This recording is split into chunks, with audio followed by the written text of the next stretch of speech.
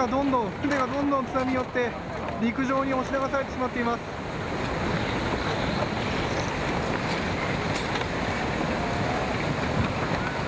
津波がすごい勢いで押し寄せてきます。時間は今午後3時21分頃です。すごいです。11th of March 2011. Japan is struck by a massive earthquake. The quake triggers a devastating tsunami. Powerful waves destroy everything in their path. Over 15,000 lives are lost. 6,000 people are injured. At the Fukushima Daiichi nuclear power plant, the earthquake and tsunami cut off electricity supplies. Cooling systems fail. The reactors overheat. The nuclear fuel melts. Hydrogen is released. Explosions follow. Radioactive materials are released into the atmosphere and sea. More than 100,000 people are evacuated. It is the worst accident at a nuclear power plant since the Chernobyl disaster in 1986. On the other side of the world, in Vienna, Austria, the IAEA's Incident and Emergency Center is immediately activated in full response mode. Over the next 2 months, 230 staff at the center work around the clock. Stress, pressure on it, then it will crumble. The team of experts monitor the rapidly changing situation. They collect and analyze huge amounts of data and share it with the world. And then we will ask to next as well. They coordinate and provide international assistance to Japan and supply information to the public. Shortly after the accident, the agency sent a team of international experts to Fukushima Daiichi. Together with plant operators, they viewed the damaged facility and began to identify lessons from the accident that could help improve global nuclear safety. IAEA Director General Yukiya Amano experienced firsthand the impact of the disaster when he visited the stricken plant. Staff at the plant gave him eyewitness accounts of the disaster.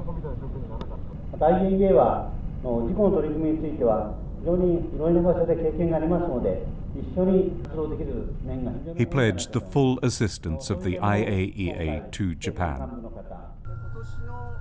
In the past 5 years, the IAEA has sent over 10 expert missions to Japan.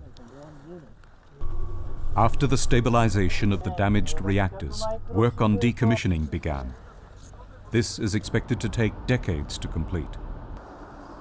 The IAEA has been advising Japan on the safety and technological aspects of decommissioning and on the safe management of radioactive waste.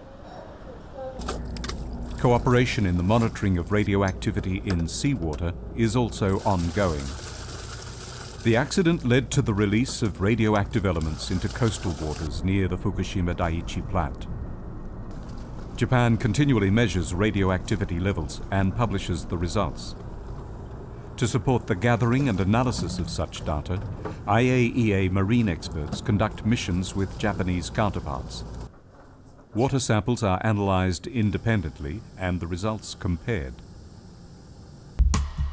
Since May 2013, the IAEA has been holding workshops for Japanese and international radiation monitoring experts in the areas surrounding the plant. It's a really good area to be doing your backpack walking. Those people doing mobile monitoring try to map as much of the area as possible. These field exercises help to better prepare participants for responding to a nuclear or radiological emergency in their own countries or in other countries where they may be asked to provide international assistance. The training activities are coordinated by an IAEA RANET Capacity Building Center, which was designated in 2013. 2 years later, the center moved into its new location at the Fukushima Prefectural Center for Environmental Creation. The emergency response equipment, which is used in the workshops and training, is stored here.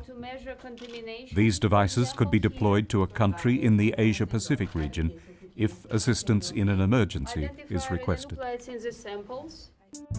Since 2013, the IAEA has been supporting the work of the Fukushima Prefecture in the fields of radiation monitoring and decontamination in public places. IAEA experts assist with the analysis of the results of these activities Very intensive cleanup activities. and advise on how to protect people from the harmful effects of ionizing radiation. Advice is also provided on the safe and temporary storage of the radioactive waste collected from contaminated areas. And the IAEA is assisting the Fukushima municipal authorities on a research project that involves the incineration of such waste to reduce and manage the overall volume. Among other safety measures, it's important that the incineration process doesn't spread radiation into the atmosphere. The lasting legacy of the Fukushima Daiichi accident will be a much more intense focus on nuclear safety and on the improved protection of nuclear facilities against natural hazards. Just 3 months after the accident, the IAEA hosted a ministerial conference on nuclear safety.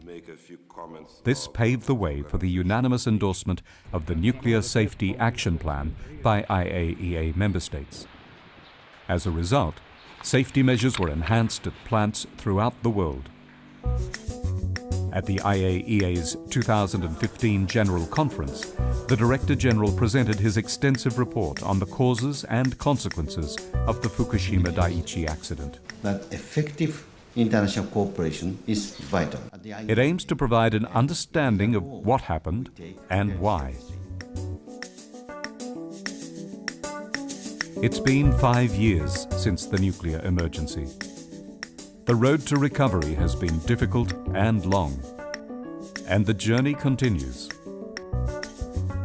As Japan proceeds to recover from the accident, it can count on the continued support of the IAEA.